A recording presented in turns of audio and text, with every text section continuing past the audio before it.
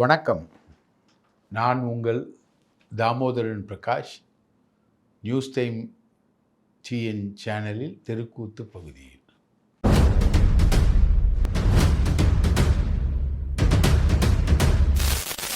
ஆடி தள்ளுபடி அத்தனை பேரும் அல்லம்படி 6 முதல் 60% வரை ஆடித் தள்ளுபடியுடன் சூப்பர் சரவணா ஸ்டோர்ஸ், சென்னை, மதுரை, கோவை.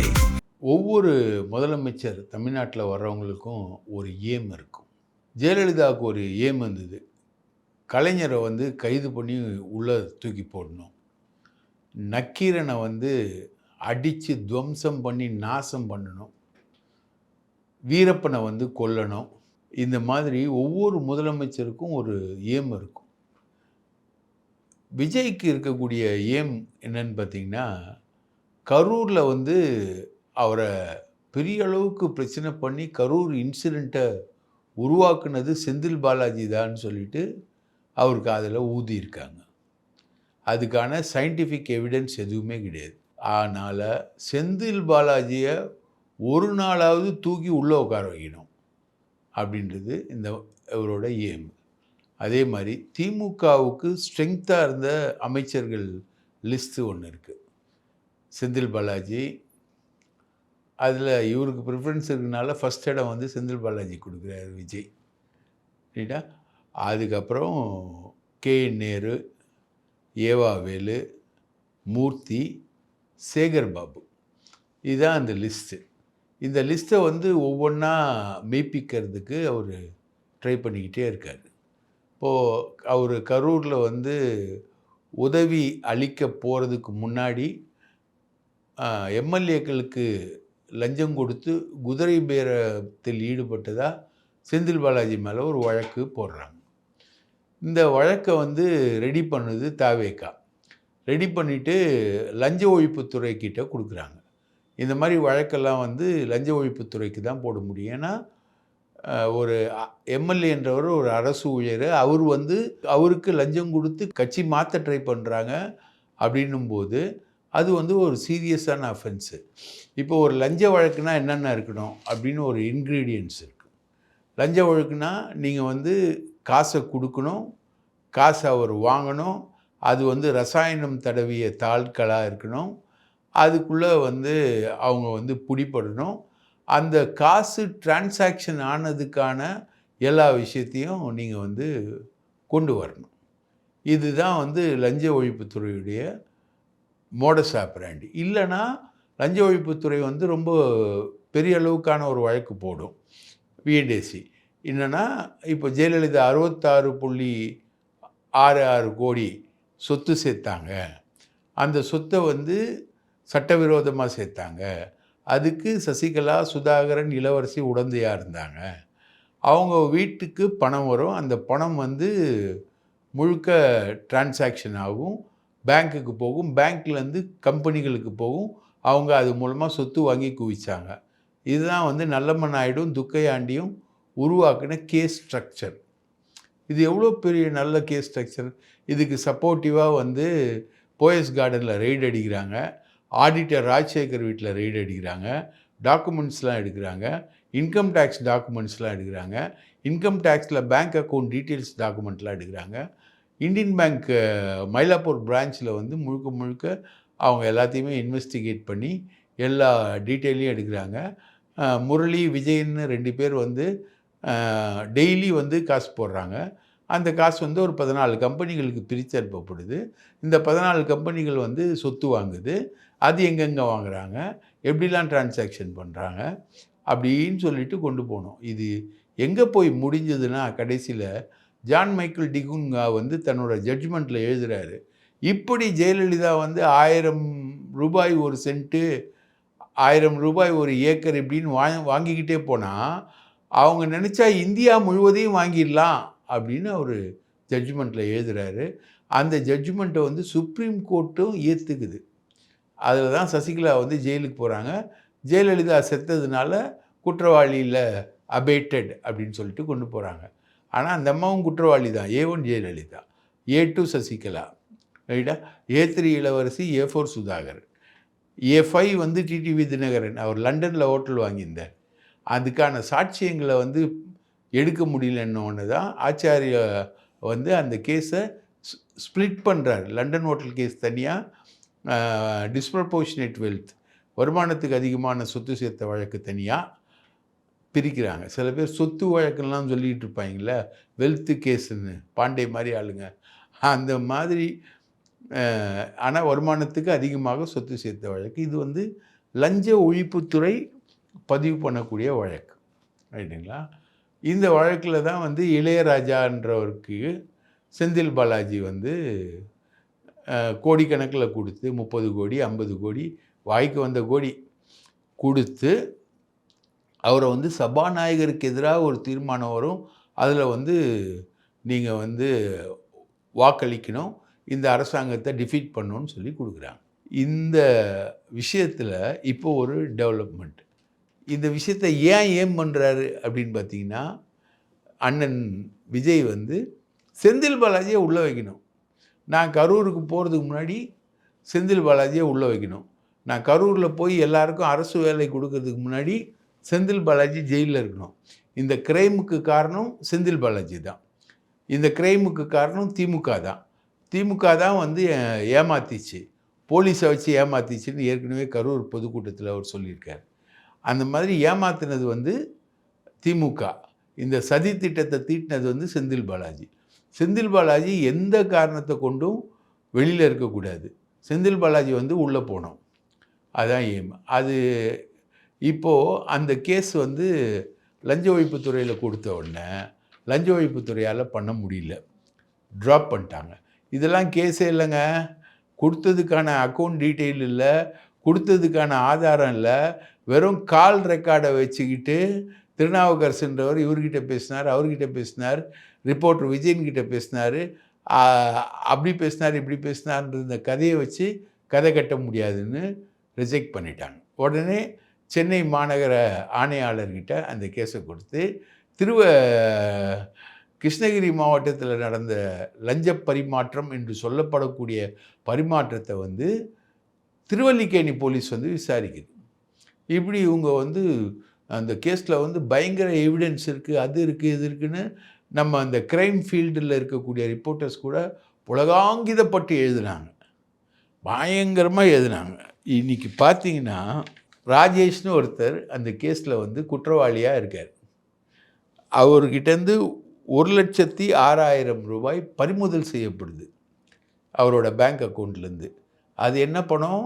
லஞ்சம் கொடுப்பதற்காக தயாரிக்கப்பட்ட பணத்தில் 1,06,000 ரூபாவை சீஸ் பண்ணுறாங்க. எவ்வளோ பெரிய இன்வெஸ்டிகேஷன் பாருங்கள்.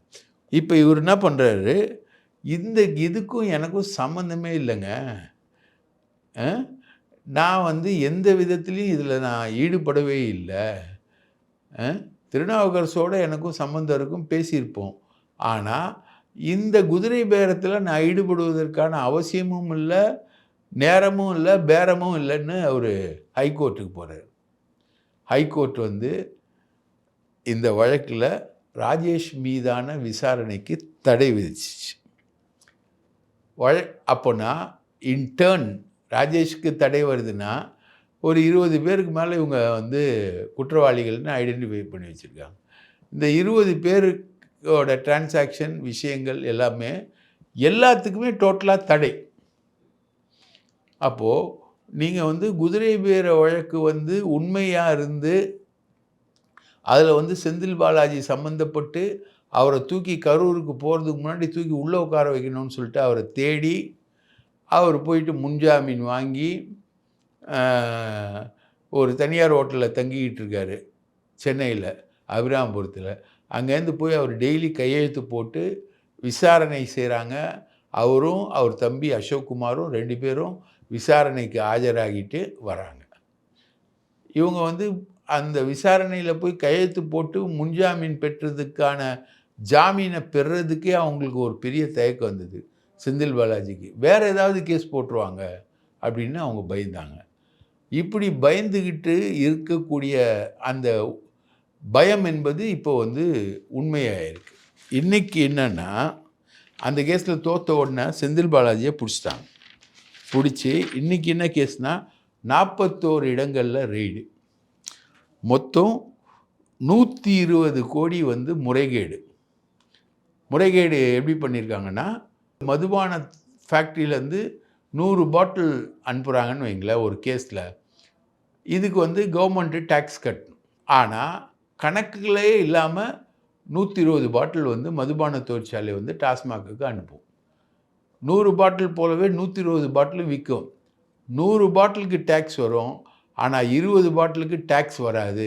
ஆனால் கேஷ் மட்டும் நேராக மதுபான கம்பெனிக்கு போயிடும். இதுதான் ஊழல், முறைகேடு. இதுதான் கேஸை பண்ணியிருக்காங்க. இந்த கேஸு பற்றின டீட்டெயில் எல்லாத்தையும் வச்சுக்கிட்டு தான் 41 இடங்களில் இன்றைக்கி ரெய்டு. அதில் செந்தில் பாலாஜி வீடும் ரெய்டு. செந்தில் பாலாஜியை குறி வைக்கிறாங்க. அப்போது குதிரை பேர கேஸ் ஃபெயிலியர் ஆனவுடனே இந்த கேஸ் ரைட்டா. அவர் 3 நாள் கையெழுத்து போட்டு விசாரணையெல்லாம் ஆஜராகி 2 மணி நேரம் விசாரிக்கிறாங்க. அவர் தெரிஞ்சதெல்லாம் சொல்கிறாரு. இந்த மாதிரி எந்த பேரமும் நடக்கலை, நான் அதில் ஈடுபடலைன்றத அவர் கிளியராக சொல்கிறாரு. எனக்கும் திருநாவுக்கரசுக்கும் எந்த சம்மந்தமும் இல்லை, மீட் பண்ணது கூட இல்லை. நாங்கள் இப்படிலாம் அவர் வந்து தெளிவாக விளக்கம் கொடுக்குறாரு. இந்த விளக்கத்தெல்லாம் கேட்டு வெக்ஸ் ஆகிட்டாங்க விஜய் டீமு. என்ன ஒரு இவ்வளோ க்ளீனாக விளக்கத்தை சொல்கிறாரு, அப்போ இந்த கேஸு நிற்காது போல் இருக்குது அப்படின்னு பார்த்தா ஹைகோர்ட்லேருந்து தகவல் வருது. இந்த மாதிரி அதில் சம்மந்தப்பட்ட ஒரு ஆள்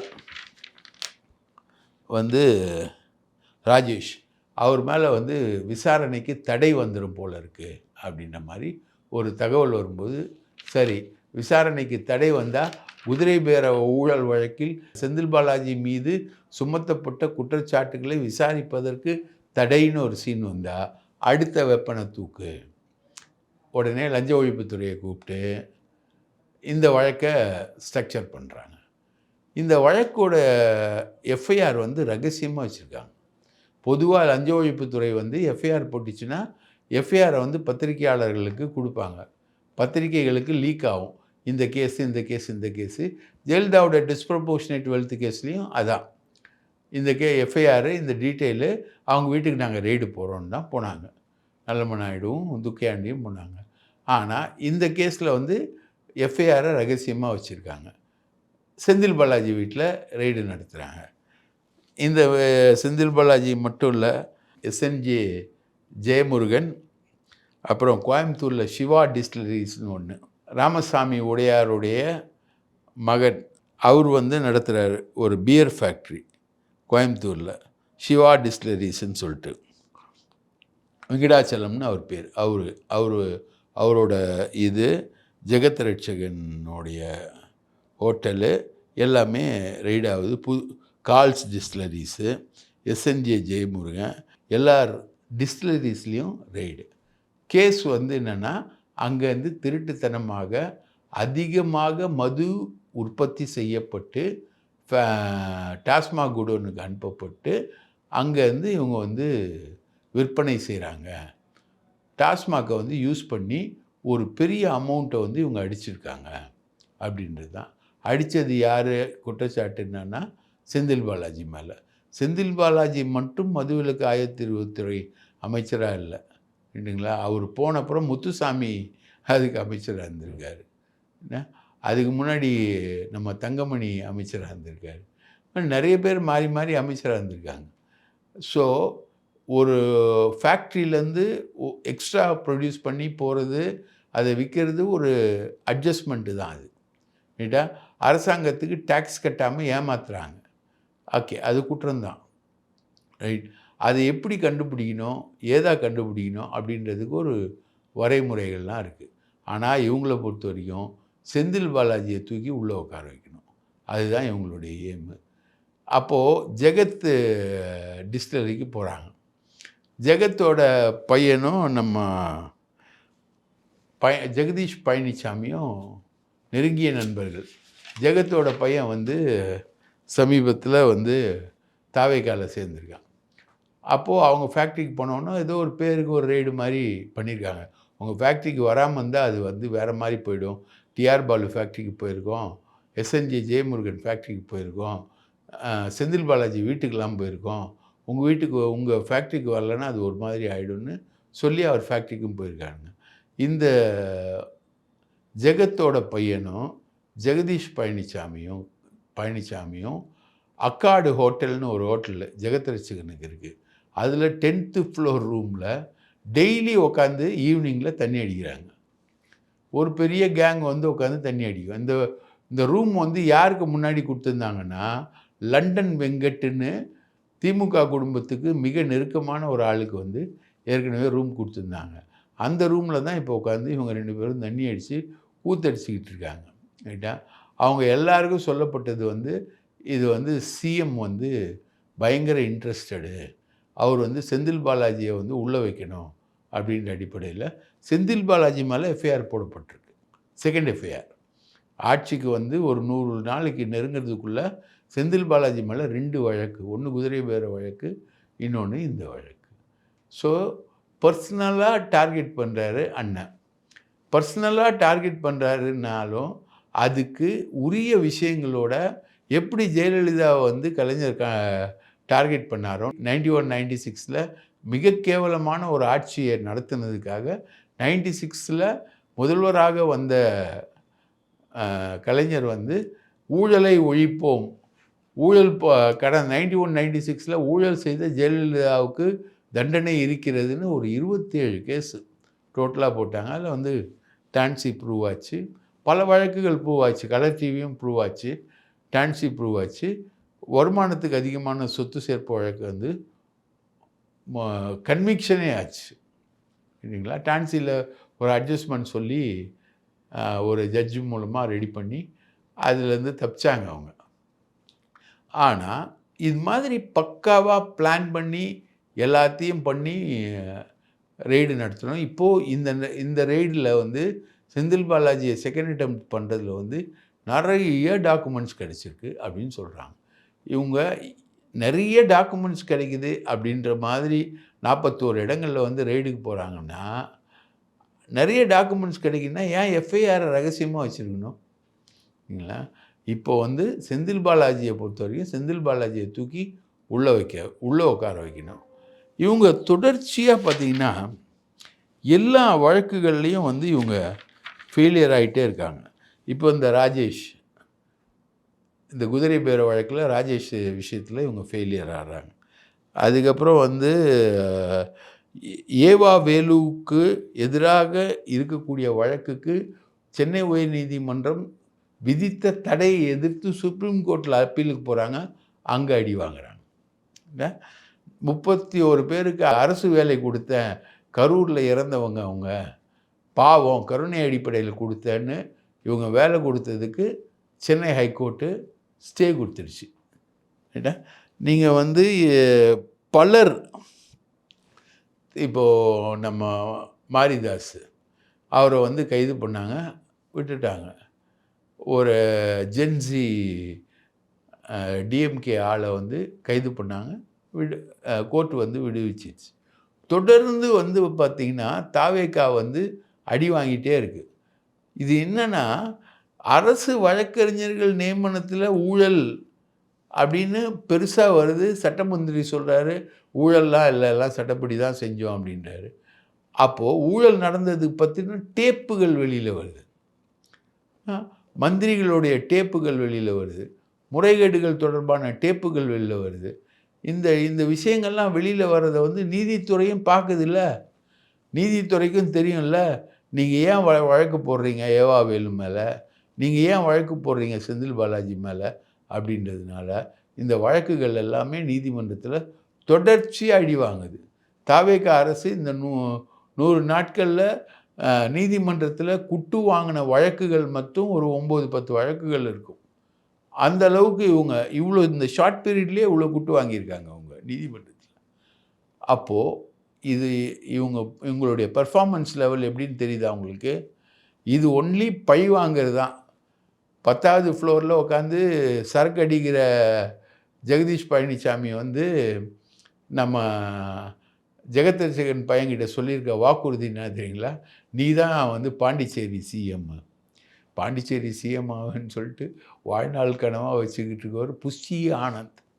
புஷி ஆனந்த் இல்லை, நீ தான் சிஎம்னு சொல்லி ஓடிக்கிட்டு இருக்கு கதை. இவர் செந்தில் பாலாஜி தான் வந்து கரூருக்கு காரணம் அப்படின்னு அவரை வந்து பழிவாங்கியே தீர்வுன்னு ஒரு முதலமைச்சர் விஜயுடைய ருத்ர தாண்டவம். இப்படி தான் 91, 96 ஜெயலலிதா இப்படி தான். சந்திரலேகா மேலே ஆசிட் வீசுவேன், சந்திரலேகா வந்து நான் சொன்னதுக்கு உடன்படலை, அதனால் ஆசிட் வீசுவேன், வீசியாச்சு. சங்கராச்சாரியார் வந்து ஜெயலலிதாவுக்கு எதிரான பிராமண லாபியில் இருந்தார் சுப்பிரமணிய சாமியோடு சேர்ந்து, அதனால் அவரை அட்டாக் பண்ணியாச்சு. இப்படி அதாவது ஒரு இண்டிவிஜுவல் வெஞ்சன்ஸ். வேறு கலைஞரை பொறுத்த வரைக்கும் அவர் கேஸ் போட்டாருன்னா அவர் வந்து ஊழல் எதிர்ப்புக்காக கேஸ் போடுறாரு. அந்த கேஸ் நின்றுச்சா இல்லையா? தமிழகத்தின் வரலாற்றில் முதல் முறையாக தண்டிக்கப்பட்ட முதலமைச்சர் ஜெயலலிதா அப்படின்றது வந்துச்சா இல்லையா? அதுதான் வழக்குகளை கொண்டு போகக்கூடிய முறை, வழக்கை நடத்தக்கூடிய விதம், எஃப்ஐஆர் போடக்கூடிய விதம் எல்லாமே அப்படி தான் இருக்கணும். பழனியில் நிலத்தை விற்ற மாதிரி மதுரையில் ஒரு குரூப் வந்து நிலத்தை விற்று 60 கோடி ரூபாய் மதிப்புள்ள சொத்தை வந்து முறைகேடாக விற்று மாட்டியிருக்கு. பழனி நிலத்துக்கும் மதுரை நிலத்துக்கும் இருக்கக்கூடிய தொடர்பு யாருன்னா ஜஸ்டின் மணிகண்டன். அவர் தான் மதுரை நிலத்தையும் பதிவு பண்ணி கொடுத்துருக்காரு, பழனி நிலத்தையும் முறைகேடாக பதிவு பண்ணி கொடுத்துருக்காரு. இதில் வந்து பார்த்திங்கன்னா மூர்த்தி, முன்னாள் பத்திரப்பதிவுத்துறை அமைச்சர், அவரோட உறவினர் ஒருத்தர் சேகர்னு ஒருத்தர், அவர் வந்து டிஐஜி. அவரோட சிஷ்யை தான் சசிகலா. அவங்க தான் வந்து ஜஸ்டின் மணிகண்டனை வச்சு பழனி நிலத்தை வந்து பதிவு பண்ணி கொடுத்தது அந்த மாதிரி தான். இந்த சேகர் வந்து ரிட்டையர் ஆகிட்டார், மூர்த்தியோட உறவினர். ரிட்டையர் ஆனவுடனே மூர்த்தி என்ன பண்ணுறாரு, அவரை வந்து ஆலோசகராக பத்திரப்பதிவுத்துறையில் போட்டிருக்காரு. அவர் மேலே சென்னை நகர்லேயே வந்து ஏகப்பட்ட கோவில் நிலங்களை விற்றதாக வந்து வழக்கு வந்து இருக்குது. அவர் வந்து தாவேக்கு ஆட்சி வந்தோடனே மாற்றப்படுவார்னு பார்த்தா மாற்றப்படவே இல்லை, அவர் அப்படியே கண்டினியூ பண்ணுறாரு. இந்த டீம் தான் வந்து முழுக்க முழுக்க இறங்கி விளையாடுது. இதுக்கு வந்து இப்போது மதுரை இதில் வந்து லோக்கல் விஏஓ, அரசு, தாசில்தார் காளிங்கன், அன்பழகன் அப்படின்னு ஒருத்தர், அவர் எல்லாருமே வந்து விசாரணைக்குள்ளே வந்து கைது பண்ணியிருக்காங்க. ஸோ இதுதான் விஷயம். ஸோ இந்த டீலிங்கை இதை கூட இன்னும் பத்திரப்பதிவுத்துறை அமைச்சரால் கண்டுபிடிக்க முடியல. இந்த ஆலோசகர் தான் இதுக்கு ஹெட் பண்ணுறாரு. இவருக்கு யார் ஹெட் பண்ணுறாருன்னு பார்த்தீங்கன்னா யாராவது ஒரு பெரிய பணக்காரனாக இருப்பான், அவனுக்கு வந்து அந்த லேண்டுகள் வந்து தேவைப்படும், அவன் வந்து இதை வந்து மோட்டிவேட் பண்ணி மூவ் பண்ணியிருப்பான். இதுதான் வந்து கோவில் நில மோசடியில் வருது. இந்த மதுரை நில மோசடியில் வர்றது யாருன்னா பாஜகவோட மிக பெரும் தலைவராக இருக்கக்கூடியவருடைய பையன், பேரை சொல்ல விரும்பலை நம்ம, அவங்க பையன்தான் வந்து இங்கே வந்து பண்ணியிருக்கான். அந்த பையன் வந்து ஏற்கனவே சென்னையில் ஒரு போலி பத்திரப்பதிவு வழக்கில் மாட்டியிருக்கான். அவன் தான் வந்து மதுரையில் பண்ணியிருக்கான். அவன் இப்போது அதே மாதிரி ஒரு பணக்காரன் வந்து பழனியில் பண்ணியிருப்பான். இதுதான் இந்த பத்திரப்பதிவு துறையில் இருக்கக்கூடிய நெக்ஸஸ்ஸு. இதுக்கு தலைமை தாங்கிறவர் வந்து சேகர், டிஐஜியாக இருந்தவர், பத்திரப்பதிவுத்துறை. மூர்த்தி உள்ளே வராரு இதுக்குள்ளே, மூர்த்தியுடைய உறவினர் தான் அது. அதே மாதிரி பார்த்திங்கன்னா சிங்கப்பெண் ஒரு வந்திருக்கு, சுமதின்னு ஒரு எஸ்எஸ்ஐ சிங்கப்பெண் படையிலேருந்து. அந்த அம்மா வந்து 24க்கும் மேற்பட்ட விழிப்புணர்வு கிளாஸை வந்து நடத்தியிருக்காங்க இந்த அம்மா, ரைட்டா, அரியலூரில். இந்த அம்மா வந்து யார் அப்படின்றதுக்கு ஒரு பேக்ரவுண்ட் இருக்குது. ஆனால் அதுக்கு முன்னாடி இந்த அம்மா வந்து இப்போது சிங்கப்பெண்லேருந்து ரிமூவ் பண்ணியிருக்காங்க. ஏன் ரிமூவ் பண்ணாங்கன்னா, இந்த அம்மா பேசுகிற ஒரு பேச்சு வந்து வைரல் ஆச்சு.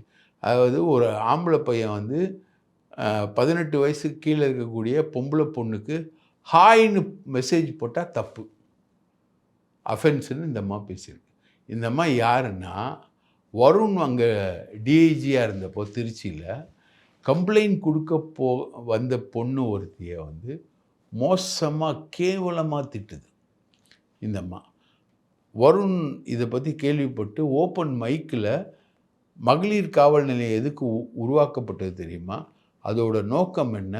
நீ வந்து கேவலமாக பண்ணுறேன்னு சொல்லிட்டு இந்த அம்மா வந்து சர்வீஸில் இல்லாமல் கண்ட்ரோல் ரூமுக்கு மாற்றுறாரு. அப்போது வருண் கொடுத்த வார்னிங் வந்து இன்னைக்கு பெரிய விஷயமாயி, இந்த அம்மாவுடைய பேச்சு சிங்கப்பெண் படையில் இந்த அம்மா பேச்சு பெரிய விஷயமாயி இன்றைக்கி வந்து ரிமூவ் பண்ணுறாங்க. அதே நேரத்தில் அங்கே நல்லா சர்வீஸ் பண்ண வருணையும் மாற்றி இவங்கெல்லாம் சொல்கிறானுங்கள்ல பட்டாலியன், இந்த படை அதிரடி படைக்கு மாற்றிருக்காங்க. அப்போது அன்னைக்கு இந்த விஷயம் தவறுன்னு கண்டுபிடிச்ச வருணுடைய ஃபைண்டிங் வந்து எவ்வளோ கரெக்டாக இருந்ததுன்றது தான் இன்றைக்கி நமக்கு சொல்லக்கூடிய உண்மை. இது வந்து என்ன தெரியுதுன்னா, யாராக இருந்தாலும் செய்கிற வேலையை செவ்வனே செய்யணும், சரியான விஷயத்தை சரியான முறையில் செய்யணும். கலைஞர் ஜெயலலிதா மேலே கேஸ் போட்டாருன்னா அது அரசியல் பழிவாங்கலுக்கான கேஸ் மட்டும் கிடையாது, அது வந்து ஒரு ஊழல் எதிர்ப்புக்கான விஷயம். இப்போ நீங்கள் டாஸ்மாக்கு, பார்ட்டி ஃபண்டு அதெல்லாம் சட்டமன்றத்தில் நீங்கள் பேசுகிறீங்க. 3 மாதமாக என்ன பண்ணிகிட்டு இருந்தீங்க? இப்போ டாஸ்மாக்கை வந்து ப்ரைவேட்டைஸ் பண்ணி தாவேகாரங்கிட்ட கொடுக்கறதுக்கு பாரெல்லாம் ரெடி பண்ணிக்கிட்டு இருக்கீங்க அப்படின்னு அன்புமணி குற்றம் சாட்டுறார். நம்ம சொல்ல, அன்புமணி சொல்கிறார். ப்ரைவேட்டைஸ் பண்ணிட்டீங்கன்னா வெளி மாநில மது வந்து உள்ளே வரும். வெளி மாநில மது உள்ளே வந்துச்சுன்னா நம்ம கவர்மெண்ட்டோட டேக்ஸ் போயிடும். பாண்டிச்சேரி சரக்கு இவங்களுக்கு ரொம்ப பிடிச்ச, தாவேகாவுக்கு ரொம்ப பிடிச்ச மாநிலம் பாண்டிச்சேரி தான். பாண்டிச்சேரி சரக்கு வரும், கர்நாடகா சரக்கு வரும், ஆந்திரா சரக்கு வரும். அங்கே உற்பத்தி பண்ணுறவங்கலாம் இங்கே அனுப்ப ஆரம்பிச்சிடுவாங்க. ரைட்டுங்களா? அப்போது நம்மளுடைய அரசுடைய வருமானம் குறையும். இது வந்து டாஸ்மாக் ஊழியர்கள் வாங்குகிற 10 ரூபாயும் 20 ரூபாய்க்கும் மாற்று இல்லை. அந்த 10 ரூபாயில் வந்து பாலாஜி வந்து கொள்ளடிச்சார் அப்படின்னு தானே நீங்கள் வச்ச குற்றச்சாட்டு. இன்றைக்கி உங்கள் ஆட்சியில் 20 ரூபா வாங்கிட்டு தானே இருக்கான். அதை தடுக்கிறதுக்கு என்ன விஷயம் வந்து உங்ககிட்ட இருந்தது? ஒன்றும் கிடையாது. அப்போது இது ஒரு புது தியரி. 120 கோடி ரூபாய்க்கு ஒரு புது தியரி.